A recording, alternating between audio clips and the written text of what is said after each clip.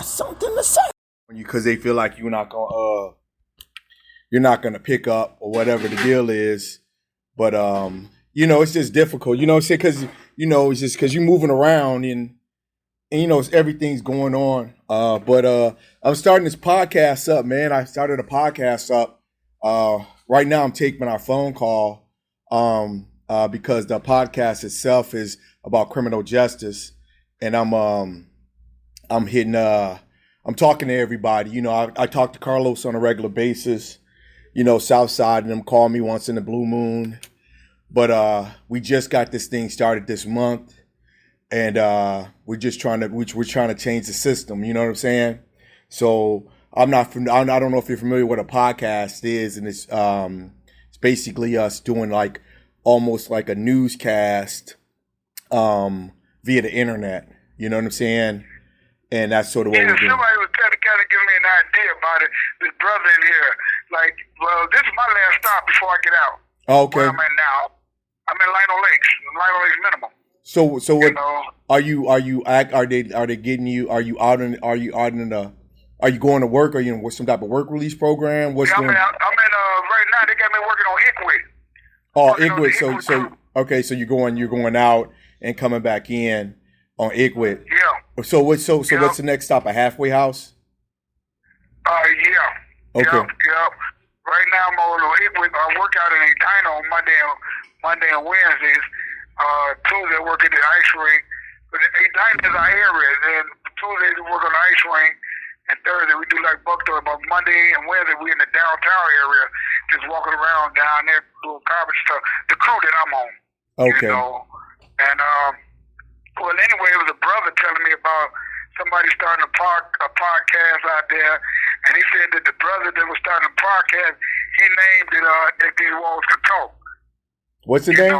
What's his name? Said, what's the name of it? If These Walls Could Talk. Oh, If These Walls Could Talk. Mine's is I got something to say. Is the name of mine's. And it seems like his might be around along the same lines.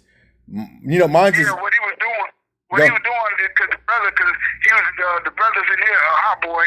He was explaining to me what the podcast was, and he was saying that dude was starting a podcast, saying that these walls were talking. What he was doing, he was hooking it up where he can do audio with guys in here, and then somehow they go hook it up where they can do the video visits. And he gonna have a line of questions and stuff like that he asks guys or whatever, talk like that, So mine's is not like that. It's we're more like I'm challenging the criminal justice system than doing mine's is more along the lines I try to get them before they go in, maybe to tell their story of what's going on, why you feel like the judicial system's not working. I try to get them as they come out, reentry. Because that's important. I try to get people who go into making the laws. I'm trying to set up a panel with some council members, and I want to get the Commissioner of Corrections involved with the conversation, just to explain to them, this is what the criminal justice system is. Not what you guys been seeing.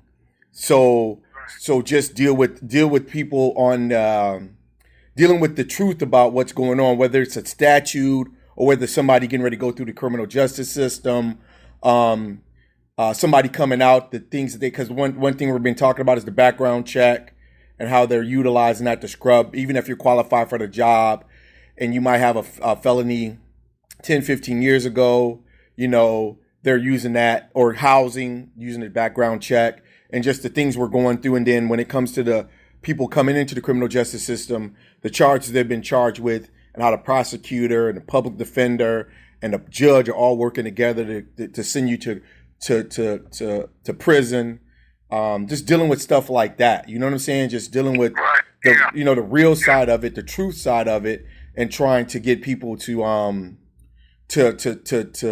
because we see the one side of it. Cops are always right.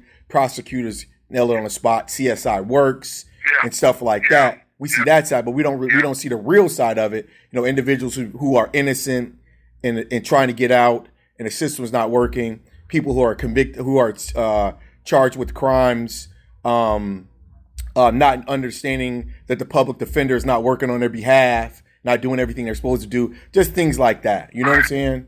It's what I'm trying to deal with. You know, I'm not trying to glorify or glamorize what's going on. I'm just trying to get to the facts and just try to make the criminal justice system do what it says it's supposed to do. Give us justice. Right, I feel you. Yeah. Well, you be in tune with me, man. You know, because I'm on my. Well, I supposed to go back in front of the board between May or April next year. How's that? And they give me huh? How's that commissioner? Have you had any dealings with this new commissioner? Yeah. I've been to him once already, and dude, he's been pretty good about letting guys out, lifers out. But the thing is that long as they being involved with some type of program to try to show some type of change in their life, that they have made some type of change. What about D Nice? Did D Nice get out? No, he over here with me. He leave next month. He leave on the 25th. Is he going home? Is he coming out to the? Yeah. Okay. That's nice. Yeah. That's good. Yeah, he going home because he said the commissioner asked him, "What do you want?" He said, "Well, I want to go home to my sister house, blah blah this and that, you know." And so he getting out next month. He go home on the 25th of next month, and he just had surgery too. He just had a knee surgery.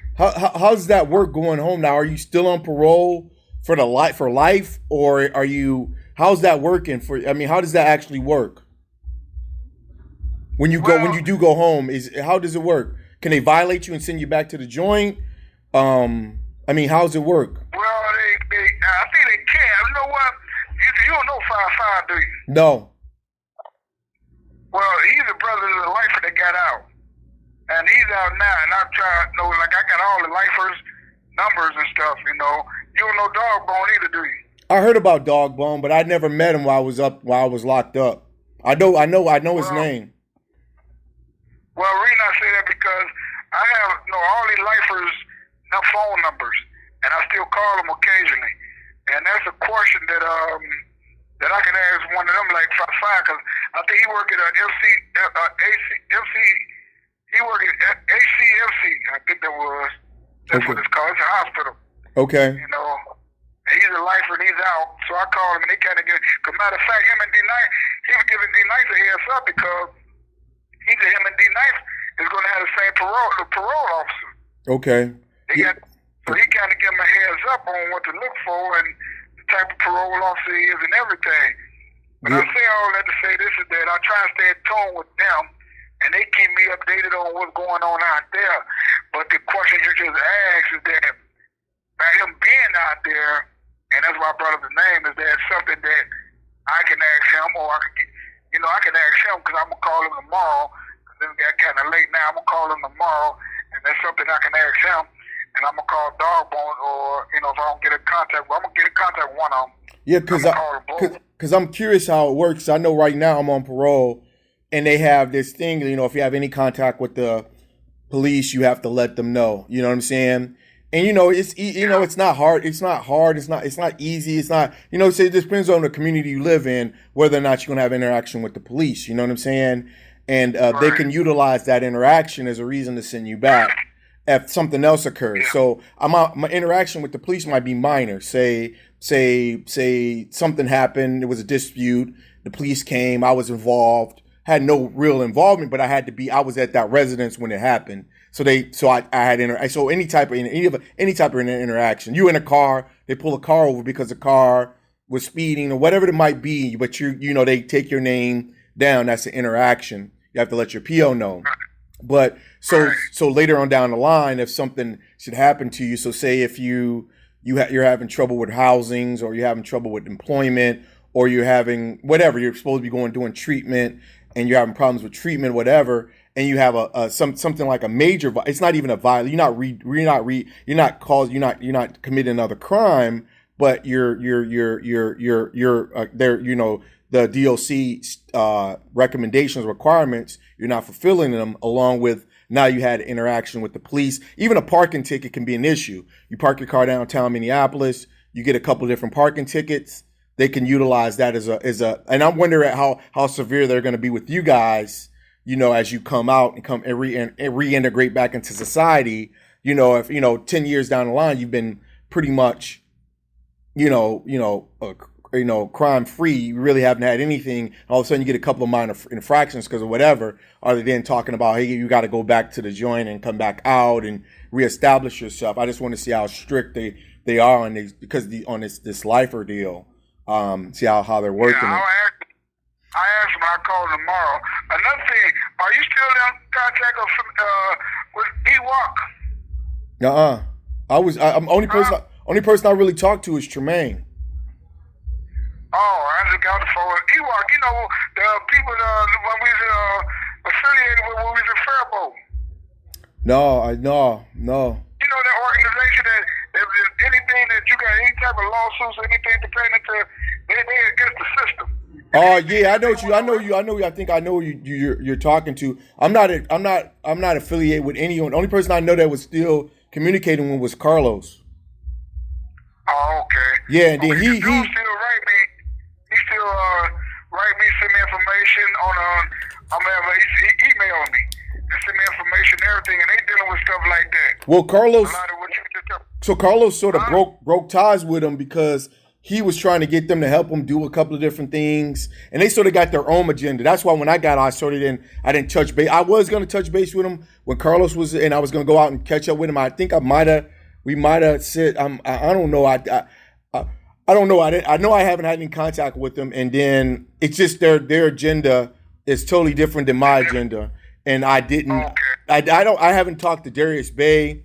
I see Kevin Reese because we're in MPWW together. But anybody who got out that's doing stuff within the community, I sort of did not affiliate myself with them specifically because I have a certain agenda, and I don't want to get caught up trying to do what they're trying to do or be adverse to what they're doing. I prefer to just do my own agenda because I believe certain things, and I think the only way it can get done is if you're outside that system, outside a structure, because the structure is going to always, at the end of the day, say, either you're going to flow with us or you're flowing against us. And if you're flowing against us, you got to move around anyway. So I just don't want that to happen. I mean, we can always link up. We can always have common coalitions, but I'm not going to get down with you and follow suit with something I don't believe in, Right. I got you.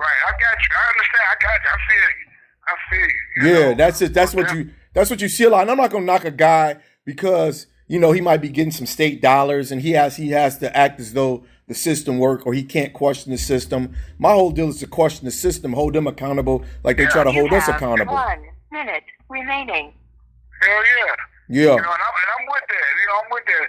So I'll be calling. So remember this number, man. I'm about to put it in my phone right now, Islam. I'm about to put it in my phone right now. So when you do call, I can pick up and we can talk and we can vibe. And I like to follow you as you get out, and stay, because you're one of the good brothers, man. You need to get out. They need to they need to get you up out of there, man. That shit's crazy, man. What they doing? They got to get you out of there, And hopefully, if I can get this commissioner to come and talk, we can get you guys to call in. We can get talk, get you guys to ask them some questions and put them on a hot seat. You know what I'm saying? Yeah. Yes, sir. That most definitely a work and stuff. And that, like I told you, man, I've been thinking about you, man. And I said, man, I got to talk to him because I ain't heard from him so long.